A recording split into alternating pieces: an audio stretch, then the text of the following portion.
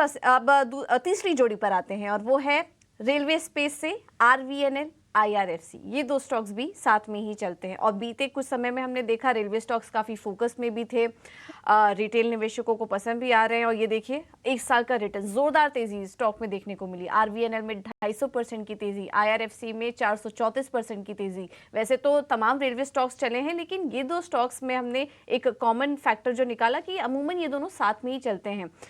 Railway पर जिस तरह से सरकार फोकस कर रही है उसका फायदा यहाँ पर मिल रहा है। ऑर्डर पाइपलाइन दोनों ही कंपनियों की काफी मजबूत नजर आ रही है और रेलवे कंपनियों के लिए ये भी बात हो रही है कि India middle east Europe corridor से भी कंपनियों के लिए काफी सारे अवसर यहाँ पर बनते हुए दिखाई देंगे। इस वजह से आरवीएनएल और आईआरएफसी ये एक तीसरी जोड़ी के तौर पर निकलकर सामने आई है, जिसमें कि हम शानदार तेजी देख रहे हैं। तो सनी, आरवीएनएल आईआरएफसी क्या व्यू बन रहा है आपका? ओवरऑल रेलवे सेक्टर आपको कैसा लग रहा है, उसमें ये दोनों कंपनियां कैसी लग रही हैं और क्या व्यू बन रहा है आपका? पूजा जी, डेफिनेटली रेलवे सेक्टर ने एक बहुत अच्छी रिटर्न बना के दिए हैं पिछले 9 से 10 महीने में।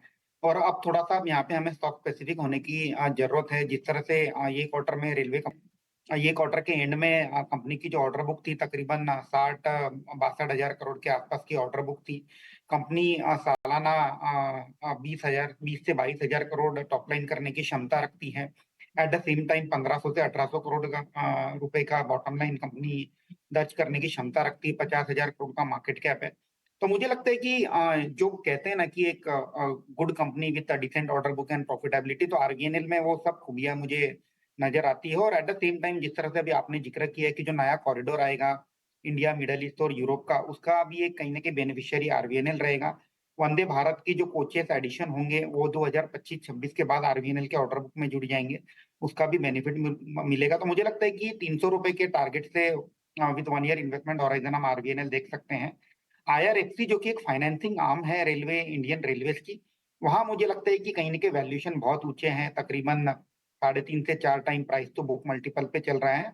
और at the same time since government of India की होल्डिंग बहुत ज्यादा है आईआरएफसी में, एक ऑफर फॉर सेल आने का भी एक ओवरहैंग मुझे आईआरएफसी में दिखता है।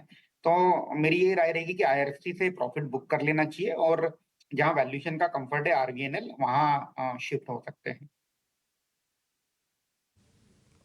ठीक है, तो आईआरएफसी अगर आपके पास है तो आप निकल सकते हैं। आरवीएनएल ज्यादा बेहतर लग रहा है यहाँ पर खरीदारी करने की सलाह।